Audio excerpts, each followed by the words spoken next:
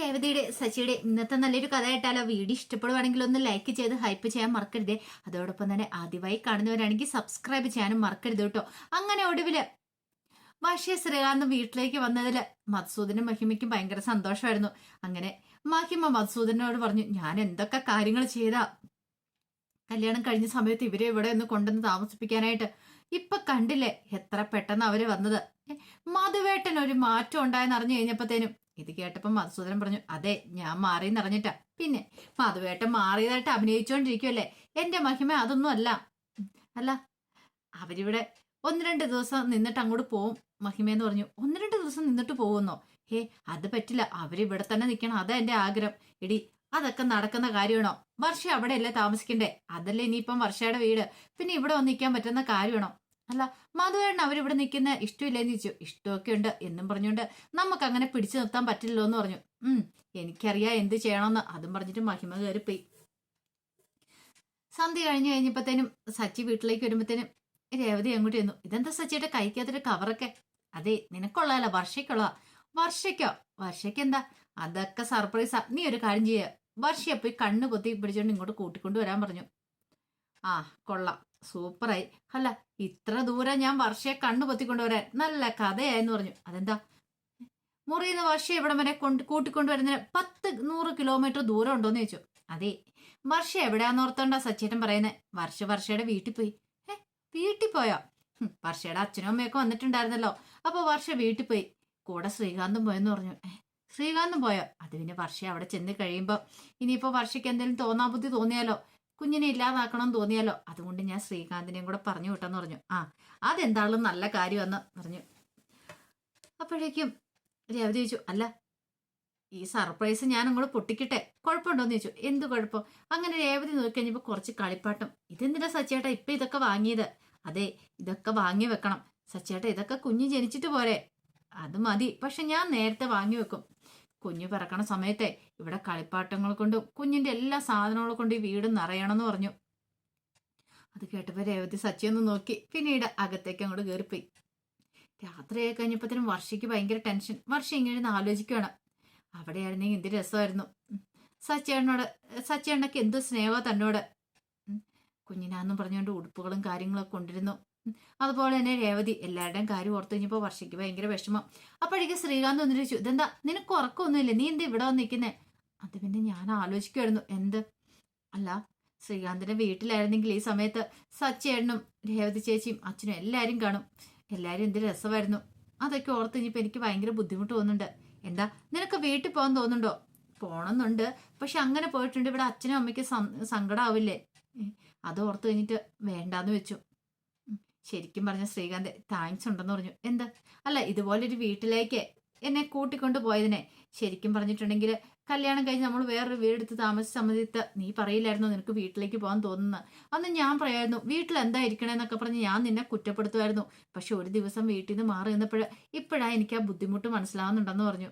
അത് കേട്ടപ്പം ശ്രീകാന്ത് പറഞ്ഞു, അതിപ്പോഴെങ്കിലും നിനക്ക് മനസ്സിലായല്ലോ എന്ന് പറഞ്ഞു. ശ്രീകാന്തെ നീ എനിക്ക് വേണ്ടി 2 കാര്യങ്ങൾ ചെയ്തു തരണം. എന്ത്? അതെ ഹോട്ടൽ തുടങ്ങുന്നതിനെ കുറിച്ച്. പിന്നെ രണ്ടാമത്തെ കാര്യം എന്താന്ന് മനസ്സിലായി. നീ പറയണ്ട. മഴയ്ക്കും കൂടെ വരാനും പറഞ്ഞുകൊണ്ട് വർഷയുടെ കൈ പിടിച്ച് അകത്തേക്ക് കയറ്റിക്കൊണ്ടുപോയി. അങ്ങനെ രാത്രി കഴിഞ്ഞപ്പോ സച്ചി എന്ത് ചെയ്തു, കളിപ്പാട്ടങ്ങളൊക്കെ നിരത്തി വെച്ച് ഇങ്ങനെ ഇരിക്കുകയാണ്. അപ്പോഴേക്കും രേവതി എന്നിട്ട് ചെന്താ സച്ചിയായിട്ട് ഉറക്കം വരുന്നില്ലേ? ഒന്നുമില്ല, വർഷ ഇവിടെ ഇല്ലാത്തോണ്ട് വിഷമമല്ലേ? ഇതൊക്കെ ആയിട്ട് വന്നു കഴിഞ്ഞപ്പോ വർഷയെ കാണാത്തോണ്ട് സാരമില്ലാന്ന് പറഞ്ഞു. അപ്പോഴേക്കും രേവതി അതിനകത്തുനിന്ന് ഒരു പാവ എടുത്തു. ഈ സമയത്ത് സച്ചി രേവതിയെ തന്നെ നോക്കുകയാണ്. അപ്പോഴേക്കും രേവതി ആ പാവക്കുട്ടിയെ കയ്യിൽ ഇങ്ങനെ ചേർത്ത് പിടിച്ചിട്ട് പറഞ്ഞു, ഞാനേ കുറെ കാലം മുമ്പ് ഒരു സ്വപ്നം കണ്ടായിരുന്നു പറഞ്ഞു. എന്ത്? സച്ചേട്ടൻ നമ്മുടെ കുഞ്ഞിന് വേണ്ടിയിട്ട് കുറെ കളിപ്പാട്ടങ്ങളൊക്കെ വാങ്ങിച്ചുകൊണ്ട് വരുന്ന സ്വപ്നം കണ്ടിട്ടുണ്ടായിരുന്നു പറഞ്ഞു. അത് കേട്ട് കഴിഞ്ഞപ്പോൾ തന്നെ സച്ചി പറഞ്ഞു, എൻ്റെ മനസ്സിലും കുറെ ആഗ്രഹങ്ങളുണ്ടെന്ന് പറഞ്ഞു. രേവതി പറഞ്ഞു, സാരമില്ല, ഇനിയിപ്പോൾ അധികം വൈകാതെ തന്നെ ഈ വീട്ടിലേക്ക് ഒരു കുഞ്ഞു വരാനായിട്ട് പോകുമല്ലേ? എത്ര നാളെ രേവതി കാത്തിരുന്ന് മടുത്തു. അതിന് മാസം തികയേണ്ട സച്ചേട്ടാ, ധൃതി പിടിച്ചിട്ട് കാര്യമുണ്ടോന്ന് ചോദിച്ചു. ഈ സമയത്ത് രേവതി പിന്നീട് ആ പാവയെ നെഞ്ചോടി ചേർത്ത് പിടിച്ചിട്ട് പറഞ്ഞു, അതെ മുളു വിഷമിക്കണ്ട കേട്ടോ, അധികം വൈകാതെ വർഷ ഇങ്ങോട്ടേക്ക് വരും. അപ്പൊ പിന്നെ വർഷയുടെ കയ്യിലേക്ക് നിന്നെ ഞാൻ കൊടുക്കുക, അതുവരെ നിന്നെ ഞാൻ നോക്കിക്കോളാന്ന് പറഞ്ഞുകൊണ്ട് ആ പാവയെ നെഞ്ചോടി ചേർത്ത് പിടിച്ച് അങ്ങനെ രാരീരോ പാടി ഉറക്കുവാണ്. അതൊക്കെ കണ്ടു കഴിഞ്ഞപ്പോൾ സച്ചിക്ക് ഭയങ്കര ബുദ്ധിമുട്ടായിപ്പോയി.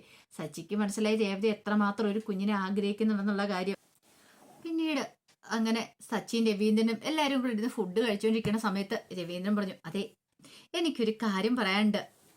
എന്താ അച്ഛൻ എന്താ പറയാനുള്ളേ? ഞാൻ അശോകനെ കണ്ടായിരുന്നു. ചന്ദ്രമതി പറഞ്ഞു, ആദ്യമായിട്ടൊന്നും അല്ല കാണുന്നേ. പിന്നെ അത് പറയേണ്ട കാര്യമുണ്ടോ രവിയേട്ടാ? അത് പിന്നെ അവനെ കണ്ടു കഴിഞ്ഞപ്പോ അവനൊരു കാര്യം പറഞ്ഞായിരുന്നു. ഇവിടെ അടുത്തൊരു സ്കൂളിലെ ഒരു ഡ്രൈവറിന്റെ വേക്കൻസി ഉണ്ടെന്ന് അവനോട് പറഞ്ഞ. പക്ഷെ അവന് മുട്ടിന് വേന നടുവിനേനെ, കാരണം അവന് പോകാൻ പറ്റില്ല. 2 മാസത്തെ ഒഴിവിലേക്കാന്ന് പറഞ്ഞു. അത് കേട്ടപ്പോ ചന്ദ്രമതി ചോദിച്ചു, അതിന് അല്ല അങ്ങനെയാണെങ്കിൽ ഞാൻ അതിന് പോയാലോ എന്ന് ആലോചിക്കുക.